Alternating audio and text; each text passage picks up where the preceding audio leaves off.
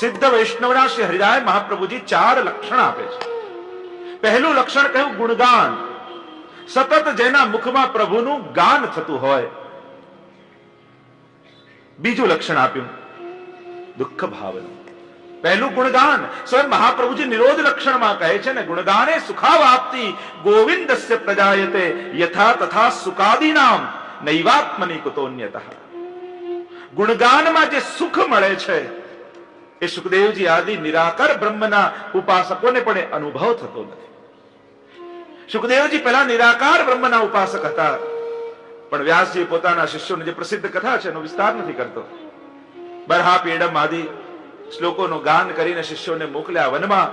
બ્રહ્મનું ધ્યાન કરી રહેલા સુખદેવજીના કર્ણમાં શબ્દો પડ્યા અને થયું કે આવો બ્રહ્મ હોય, અને જો આવો બ્રહ્મ હોય તો જીવે મન લગાડવા માટે કોશિશ નહીં કરવી પડે, મન આપમેળે એની ઓર ખેંચાઈ જશે. ગુણગાન.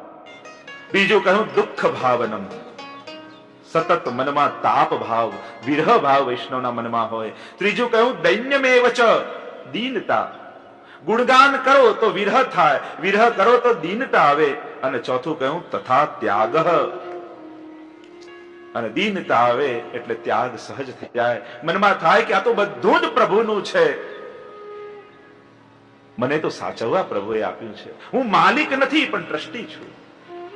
પ્રભુએ મારા પર વિશ્વાસ રાખીને મને આ સંસાર આપ્યો છે. કાલહ કરાલહ, આ કાલ બહુ કરાલ છે. અને આ કાળ એવો છે કે અભણોની બુદ્ધિ નથી બગાડી, મોટા મોટા વિદ્વાનોની બુદ્ધિ ભ્રષ્ટ કરી દીધી છે. ભણેલાઓ બગડ્યા છે. આજના સમાજની કરુણતા એ છે. અને ભણેલો ગણેલો વ્યક્તિ જેટલું સમાજનું નુકસાન પહોંચાડી શકે એટલું અભણ ન પહોંચાડી શકે.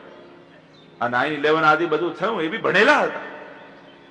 ભણેલો વ્યક્તિ એ જેટલું સમાજને નુકસાન પહોંચાડી શકે એટલું અભણ ન પહોંચાડી શકે. બુદ્ધિમાનોની બુદ્ધિ બગડી છે. જે સર્વોત્તમ સ્તોત્રમાં આજ્ઞા કરી કલી કાળતમશ્ચન્ન દ્રષ્ટિત્વા વિદુષામપી. વિદ્વાનો આજે સત્યને જોઈ નથી શકતા. અને એવી સ્થિતિમાં જ્યારે એમની મતિ હરાઈ ગઈ છે આ કલયુગના પ્રભાવને કારણે, ભાગવતમાં પણ કહ્યું કાલ વ્યાલ મુખગ્રાસ. આ કાલ રૂપી વ્યાલ એ બધાનો ગ્રાસ કરી રહ્યો છે. કાલના પ્રભાવમાં ક્યારે આપણે આવી જઈએ ખબર ન પડે. કલયુગમાં દોષો સહજ છે, કલયુગમાં પાપનું ચિંતન સહજ છે, પણ પુણ્યનું ચિંતન કરવું પડશે. એક વસ્તુ યાદ રાખજો, તમને ક્યારે આખો દિવસ જ્યારે લૌકિક કરતા હો તો કેટલા લોકોના વિચાર આપણને આવતા હોય છે મનમાં. આપણે કોઈને ફોટો રાખીને વિચારવો પડે છે કોઈ વ્યક્તિને? ના. પણ ઠાકોરજી માટે ચિત્ર જોઈએ તો મન લાગે, કારણ મન વિષયોમાં છે. આ કલયુગનો પ્રભાવ છે. પુણ્ય કરવું પડશે અને પાપ તો સહજ થશે. આ કલયુગનો પ્રભાવ.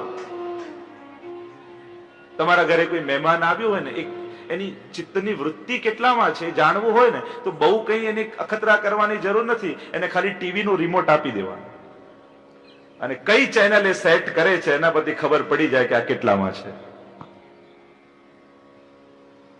સાવ સહેલો ઉપાય. આ કલયુગે વિદ્વાનોની બુદ્ધિ બગાડી છે. અને એવા સમય કલયુગ નો એક વિશેષ મહાત્મ્ય એ છે, અન્ય 3 યુગ અને કલયુગમાં ફરક એટલો કે સતયુગ, ત્રેતાયુગ અને દ્વાપરમાં ધર્મ સહેલો છે પણ ધર્મી મરવો અઘરો છે. આ 3 યુગમાં ધર્મ સહેલો, ધર્મી અઘરો, અને કલયુગમાં ધર્મી સહેલો અને ધર્મ અઘરું છે. અહીંયા પ્રભુ મળવા સહજ છે, કેવલ નામ લેવા માત્રથી કહ્યું. કલયુગનો એવો પ્રભાવ કયો, કલયુગમાં બીજું કઈ નહીં કરો, કેવલ ભગવદ નામનો આશ્રય કરશો તો ધર્મી મળી જશે. પણ ધર્મ કરવો બહુ અઘરો. ધર્મમાં શ્રદ્ધા નહીં આવે, ધર્મ કરવામાં કંટાળો આવશે. આ કલયુગનો પ્રભાવ. અને એવા સમયે શ્રી મહાપ્રભુજીનો આશ્રય કરનારાઓ કાળમાંથી મહાપ્રભુજીને મુક્ત બનાવે છે. આ તો કાળનાય કાળ છે. જેને શ્રી વિઠ્ઠલનાથ વિચારે રે તેને પ્રગટ પદાર્થ ચારે રે. યમતે શિર ધનુષ ન સાધે રે. તેને કાળ કર્મ નવ બાંધે રે. દરેક વ્યક્તિ ત્રણ વસ્તુમાં બંધાયેલો છે: કાળ, કર્મ અને સ્વભાવ. આ ત્રણમાંથી જીવ મુક્ત નથી થઈ શકતો. બધા જ કાળમાં બંધાયેલા છે, બધા જ કર્મમાં બંધાયેલા છે, બધા જ સ્વભાવથી પરાધીન છે. પણ શ્રી ગુસાઈજી પ્રભુ ચરણ જેના પર કૃપા કરે, આ ત્રણેયથી મુક્ત થઈ જાય છે. શ્રી મહાપ્રભુજીની કરુણા જેના પર ઉતરે, જેને શ્રી વલ્લભનો આશ્રય કર્યો છે, કલયુગ में सब धर्म के द्वारे रोके आए, श्री वल्लभ खिड़की प्रेम की निकस जाए सो जाए. શ્રી હરિરાયજી તો વલ્લભ સાખીમાં આજ્ઞા કરે, બધા જ જયારે માર્ગો કલયુગમાં બંધ થઈ ગયા છે, ત્યારે મહાપ્રભુજી રૂપ એક બારી ખુલ્લી છે, અને એમાંથી જે નીકળી ગયું એ પાર ઉતરી જાય. કૃષ્ણેવ ગતિર્મમ. એટલે શ્રી મહાપ્રભુજી એ જ કૃષ્ણાશ્રયમાં પણ આજ્ઞા કરે કે જયારે ચારે ઓર કલયુગ દેખાય અને કોઈ સાધનો ન મળે, કોઈ આશ્રય ન મળે, તો કહું ત્યારે કેવલ ને કેવલ ઠાકોરજીનો આશ્રય કરજો. કલયુગનો સ્વભાવ છે, અહીંયા તમને શોર્ટકટ બતાવશે. આટલું બધું કરવાની, સેવા કરવાની ક્યાં જરૂર છે? અહીંયા ધજા ચડાઈ આવો, કામ થઈ જશે. અરે અહીંયા કંકુ ચડાઈ આવો, કામ થઈ જશે. અહીંયા ભભૂત ચડાઈ આવો, અહીંયા સિંદૂર ચડાઈ આવો, તેલ ચડાઈ આવો, કામ થઈ જશે. અરે આનો દોરો બાંધી લો ને, બધું કામ થઈ જશે. કલયુગનું લક્ષણ છે, અહીંયા શોર્ટકટ બધા બહુ બતાવે. પણ એક વાત સ્પષ્ટ સમજી લેજો, આ બધી જ ભટકાવાની વાતો છે. વૈષ્ણવનો ઉદ્ધાર કૃષ્ણ સેવા વગર ક્યારે થવાનો નથી. તમે દૈવી જીવો છો. નાના મોટા ચમત્કારો કરેલો, આને કંકુ કાઢ્યું. હું તો સૌથી મોટો ચમત્કાર કોઈએ કરીને બતાવ્યો હોય તો શ્રી મહાપ્રભુજીએ કર્યો છે. લોકો તો કંકુ ને ભભૂત કાઢે ઘરમાં, મહાપ્રભુજી તો સાક્ષાત ઠાકોરજી આપણા ઘરમાં કાઢે છે. સાક્ષાત નંદાને આપણા ઘરને બનાવી દીધું છે. સારસ્વત કલ્પ આપણા ઘરમાં પ્રગટ કરી દીધો છે. આનાથી મોટો બીજો ચમત્કાર કયો છે? એટલે કોઈ પણ શોર્ટકટ ન ગોતશો. સ્પષ્ટ અને સીધી વાત મહાપ્રભુજી એ જ કહે, કૃષ્ણ સેવા સદા કાર્ય. બસ, બાકી બધી ભટકાવાની વાતો છે. કૃષ્ણ સેવા વગર આ દૈવી જીવોનું ક્યારેય કલ્યાણ થવાનું નથી. અને કલ્યાણ થાય તો એને સંતોષ થવાનો નથી અન્ય પદાર્થો. એને સંતોષ તો કૃષ્ણ સેવામાં જ આવશે. તો કલયુગે જ્યારે સર્વની મતિ બાદ કરી લીધી છે, સત્યને સમજી શકતા નથી, જોઈ શકતા નથી. આજે તમે બધે જ જાઓ, ઘણી જગ્યાએ તમને ઘણી બધી વ્યવસ્થાઓ દેખાશે, મોટા મોટા સંગઠનો દેખાશે, મોટી મોટી સગવડો દેખાશે, પણ ધર્મના નામે તમને વ્યવસ્થા મળશે, સગવડો મળશે, સુવિધા મળશે, પણ ક્યાંય ભગવાન નથી મળતા. જોજો, તમે બધે ભટકીને આવી જાઓ, બધે જ જઈ આવો. તો કહું છું, દરેક જગ્યાએ જઈ આવો. બધે સાધનો પકડાવશે, ભગવાન કોઈ નહીં આપે. કારણ કે બધે પોતે જ ભગવાન બનીને બેસી ગયા છે. જો ભગવાન બતાવી દે તો પછી એમને કોણ પૂછે? તકલીફ આ જ છે કલયુગની. માનવ ન થઈ શક્યો તો એ ઈશ્વર બની ગયો. બધાને ભગવાન બનવામાં બહુ ઇન્ટરેસ્ટ છે, માણસ બનવાની કોઈને ચિંતા નથી કલયુગમાં. તમે બધે જ જઈ આવો, જોઈ આવો. પુષ્ટિ માર્ગમાં જે શુદ્ધ ભાવ આપવામાં આવે છે કે આ તારા ઠાકોરજીને એની સેવા કર. એક વૈષ્ણવ ઠાકોરજી પુષ્ટાવા આવ્યા એક વલ્લભકુલ પાસે, તો પુષ્ટાવીને ઝાંપીજી પધરાવી દીધા. થોડી વાર થઈ, થોડી વાર બેઠા, અને પછી પેલા વૈષ્ણવે કહ્યું, જરા કંઈક સમજાવ તો ખરા, શું ભોગ ધરવાનું, શું શૃંગાર કરવાના, કઈ રીતે આરોગ આવવાનું, કઈ રીતે જગાવવાનું. મહારાજશ્રીએ કહ્યું કે આ તો પુષ્ટિ માર્ગ છે, અહીંયા અમે વૈષ્ણવને નથી કહેતા, અમે તો ઠાકોરજીના કાનમાં કહી દઈએ છીએ કે આ જે રીતે પણ રાખે ને આનંદથી બિરાજજો. આ તો પુષ્ટિ માર્ગ છે, આ તો અનુગ્રહનો માર્ગ છે. અહીંયા વૈષ્ણવને નથી સમજાવતા, ઠાકોરજીને સમજાવી દઈએ છે કે હવે આ જીવ આપનો થયો છે અને આપે આનો ઉદ્ધાર કરવાનો છે. આનું નામ જ પુષ્ટાવવું. એવો દિવ્ય માર્ગ શ્રી મહાપ્રભુજીનો આ માર્ગ. એટલે જ અહીંયા કહ્યું કે બુદ્ધિ જયારે, કારણ કે બુદ્ધિ પ્રેમ નથી કરવા દેતી. એક વસ્તુ હંમેશા યાદ રાખજો, બુદ્ધિ હંમેશા માણસનો ફાયદો શોધતી હોય છે, પોતાનો ફાયદો. અને પ્રેમ એટલે સૌથી મોટા ખોટનો ધંધો.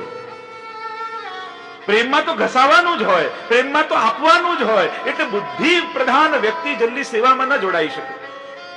એને તર્ક થાય કે આનાથી મળે શું, પણ જે મળી રહ્યું છે એ ન દેખાય. જે મળ્યું છે એ નથી દેખાતું, પણ આનાથી શું મળે, અને જ્યાં આવો વિચાર આવે ત્યારે સેવા સાધન બની જાય. સેવાથી શું? તો સેવા સાધન. અને સેવા મળી, આનાથી મોટું શું? તો સેવા ફલ બની. પુષ્ટિ માર્ગમાં ક્યારે તમને મહાપ્રભુજી સાધન આપતા નથી, ફળ જ આપે છે. માળા ફેરવીને પુષ્ટિ માર્ગી એમ નહીં વિચારું કે માળા ફેરવાથી શું મળશે. ના, મેં કંઈક એવું કર્યું હશે કે આજે માળા ફેરવી શક્યો, એ માળા ફલ રૂપે મળી છે. નવ યમનાષ્ટક કરવાથી શું મળશે એ નહીં વિચારવું. કાલે યમનાષ્ટક કર્યા હતા ને તો એનું ફળ મળ્યું કે આજે પણ નવ યમનાષ્ટક કરી શકે. અહીંયા જે પણ મળે છે, જે પણ કરો છો એ ફળ રૂપે મળે છે. એટલે કરીને શું મળશે એમ વિચારશો તો જે કરી રહ્યા છો એનો આનંદ નહીં આવે, એની ફળની ચિંતા પેદા થશે. પણ જે ફળ રૂપે મળ્યું છે એમ માનશો, જે પણ કરો છો એનો આનંદ પ્રગટ થશે.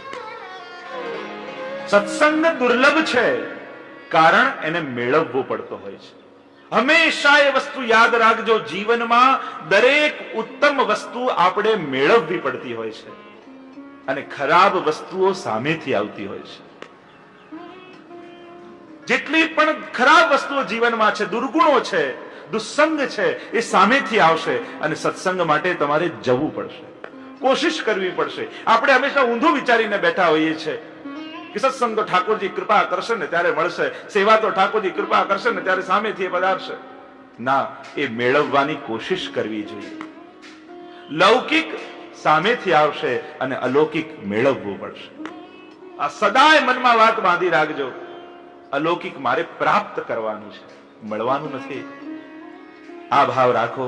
અહીંયા 10મા શ્લોકમાં આગળ આજ્ઞા કરતા શ્રી શિક્ષાપત્રના 13મા શિક્ષાપત્રમાં હરિરાયજી કહે, શ્રી ઠાકોરજી ક્યારે પોતાના ભક્તોને દુખી જોઈ શકતા નથી. એટલે ક્યારે પણ પ્રભુ આગળ એમ નહીં કહેવું કે ચલો પ્રભુએ દુઃખ આપ્યું છે તો સહન કરી લઈશ. પ્રભુ ક્યારે પણ કોઈને દુઃખ આપતા નથી. 2 દિવસ પહેલા પણ આપણે ચર્ચા કરી હતી. પ્રભુ ક્યારે કોઈને દુઃખી કરતા નથી. દુઃખ તો આપણા કર્મોથી આવે છે, પણ ઠાકોરજી દુઃખમાંથી આપણને પાર ઉતારી દે છે. પ્રભુ બધું જ આ વિશ્વમાં જોઈ શકે છે, પણ પોતાના ભક્તોનું દુઃખી મુખ ઠાકોરજી ક્યારેય જોઈ શકતા નથી. કારણ કે મા રૂપ પ્રભુ છે, અને મા જીવનમાં બધું જ જોઈ શકે, પોતાના બાળકને દુઃખી જોઈ શકતી નથી. એમ જ ઠાકોરજી પોતાના ભક્તોને ક્યારે દુઃખી જોઈ શકતા નથી. અને દુઃખી મને ક્યારે પ્રભુની સન્મુખ જવું પણ નહીં. એમ હરિરાયજી શિક્ષાપત્રમાં કહે છે. 13મા શિક્ષાપત્રને સમાપ્ત કરીએ, 14મા શિક્ષાપત્રમાં પ્રવેશ કરીએ. કાલે જેમ જયદેવલાલજી કહ્યું કે વિમાનમાં મુસાફરી, એટલે હવે તો એમ જ કરવું પડશે. 7 શ્લોકનું આ શિક્ષાપત્ર 14મું વિષય છે દુસ્સંગથી બચવા અન્યાશ્રયનો ત્યાગ. પ્રથમ શ્લોકમાં શ્રી હરિરાયજી આજ્ઞા કરતા કહે, શ્રીમદ પ્રભુ પદ યુગલે શ્રી ઠાકોરજી અને શ્રી ગુસાઈજી, આ બંનેના ચરણમાં અનન્ય આશ્રય સિદ્ધ કરવો. અને આ બંને ચરણ એવા ચમત્કારી છે જેના અનુગ્રહથી સર્વસ્વ સિદ્ધ થઈ જશે. વૈષ્ણવે ક્યાંય ભટકવાની જરૂર જ નથી. મહાપ્રભુજી તો કહે છે, મેરો સર્વસ્વ તુમકો પધરાઈ દે રહ્યો હું. તમારા ઘરે જે ઠાકોરજી બિરાજે છે તમારું સર્વસ્વ છે. શ્રી મહાપ્રભુજી અને ગુસાઈજીના ચરણારવિંદનો અનન્ય આશ્રય કરો, એ સકળ ફલનું દાન દેનારા છે. શાસ્ત્રોમાં એમ કહે કે આ 3 વસ્તુ જો કોઈની પાસે હોય તો એને બધું જ મળી જાય. એક કલ્પ વૃક્ષ, બીજું કામધેનુ, અને ત્રીજું ચિંતામણી. આ 3 જો તમારી પાસે હોય, 3માંથી એક પણ હોય તો સઘળા મનોરથો પૂર્ણ થઈ જાય. પુષ્ટિ માર્ગીઓ પાસે તો આ 3 વસ્તુ છે. પુષ્ટિ માર્ગીઓ પાસે કલ્પ વૃક્ષ છે. કયું? તો શ્રી વલ્લભ કલ્પદ્રુમ ફલ્યો, ફલ લાગ્યો વિઠ્ઠલેશ, શાખા સબ બાલક ભય, તાકો પાર ન પાવત શેષ. કલ્પ વૃક્ષ રૂપ શ્રી મહાપ્રભુજી આપણી પાસે છે. કામધેનુ ન જાતુ યમયાતના ભવતિ તે પયપાનત, એવા શ્રી યમનાજી આપણી પાસે છે. અને જ્યાં રત્ન ધાતુ ગિરિરાજ રે, એવા ચિંતામણી રૂપ શ્રી ગિરિરાજ બાબા આપણી પાસે છે. આમાંથી એકનો પણ આશ્રય જો કરી લો તો જીવના સઘળા મનોરથો પૂરા થઈ જાય છે. કેવલ મહાપ્રભુજીના ચરણોનું ચિંતન જીવ કરી લે, એને બીજું કંઈ જ કરવાનું રહેતું નથી. આગળ કહ્યું 4થા શ્લોકમાં, દેહાધ્યાસ, આ શરીરનો અધ્યાસ મહાબાધક છે. શ્રી મહાપ્રભુજી એ જ આજ્ઞા કરે છે. દેહ માટેની આસક્તિ એ પણ જીવને બાંધનારી છે. કેટલું પાળી પોષીને આ દેહને રાખીએ. આપણે કહીએ મારું શરીર, તો આપણું તો એ કહેવાય જે આપણા કંટ્રોલમાં હોય. આપણું શરીર ક્યાં આપણા કંટ્રોલમાં છે? આ દેહ બાળપણથી યુવાની સુધી ને યુવાનીથી વૃદ્ધાવસ્થા સુધી જન્મ સબ બાતન બીત ગયો. સુરદાસજી એ જ ગાય. બાળપણમાં એમ થાય કે તો બાળક છે, હજી મોટા થયા પછી ભક્તિ કરીશું.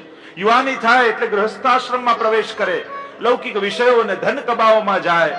હજી મોટો થાય, ઉંમર થઈ જાય અને ત્યાં તો કાળ આવી જાય. કૌમારે તાચરિત પ્રાજ્ઞો, પ્રહલાદજી પણ કહે છે જે બાળપણથી ભક્તિ કરે એ શ્રેષ્ઠ છે. મારી રાયજી આ ચોથા શ્લોકમાં આજ્ઞા કરે. અહીંયા 14મા શિક્ષાપત્રને વિરામ કરીએ. 15મા શિક્ષાપત્રમાં 8 શ્લોક અને વિષય છે ભગવત સ્મરણ. પ્રથમ શ્લોકમાં શ્રી હરિરાયજી આજ્ઞા કરે છે પ્રભુએ જેમનો અંગીકાર કર્યો છે એમને લેશ માત્ર પણ દુઃખ હોતા નથી. એને તો સદાય આનંદ હોય અને સદાનંદ પ્રભુનું એને તો સદાય સ્મરણ કરતા રહેવું જોઈએ. એમ કહેતા પ્રથમ શ્લોકમાં શ્રી હરિરાયજી આજ્ઞા કરે પ્રભુએ જેનો અંગીકાર કરી લીધો હોય એને લેશ માત્ર પણ દુઃખ થાય નહીં.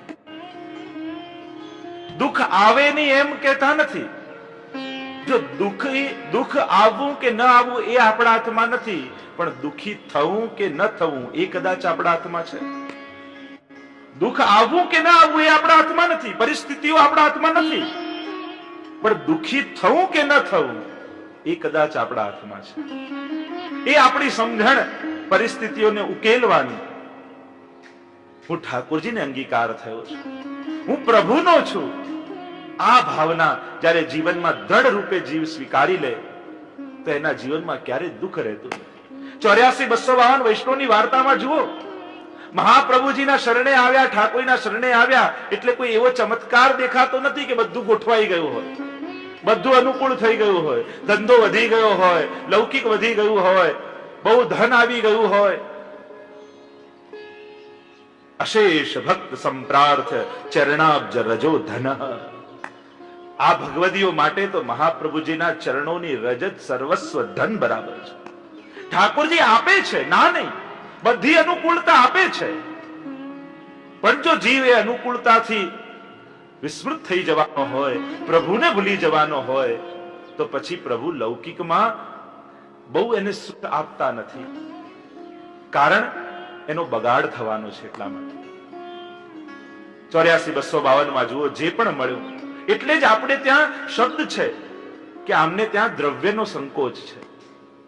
દ્રવ્યનો સંકર છે, એનો ભાવ કરવો છે કે જેના ઘરે જતા દ્રવ્યને પણ સંકોચ થતો હોય એ દ્રવ્ય સંકોચ કહેવાય. કે આમના ઘરે લક્ષ્મીજીને જતા એમ લાગે કે અરે આ તો પોતે વ્રજલક્ષ્મી છે. શ્રયત ઇન્દિરા શશ્વદત્રહી, જે ગોપી ગીતમાં ગોપીજનો ગાન કરતા કહે કે આ લક્ષ્મીજી ત્યાં ભલે રાણી હોય વૈકુંઠમાં, પણ વ્રજમાં તો દાસી બનીને ઠાકોરજીની સેવા કરવા આવે છે.